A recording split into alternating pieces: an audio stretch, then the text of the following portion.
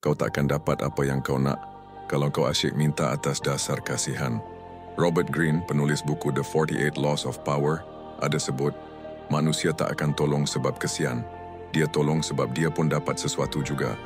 Kalau kau betul-betul nak orang tolong, jangan fokus pada apa yang kau perlukan, tapi fikirkan apa yang dia boleh dapat bila dia tolong kau. Dalam dunia sebenar, semua orang akan fikir, apa untung aku? Walaupun dia tak cakap depan-depan. Jadi bila kau minta tolong, cuba kaitkan dengan kepentingan dia. Contohnya, kalau kita jayakan projek ni, nama kau pun akan naik sekali. Atau, kalau kau tolong aku selesaikan masalah ni, tim kau pun akan nampak bagus. Ini bukan manipulasi. Ini namanya komunikasi yang bijak. Manusia bantu sebab dia nak rasa penting.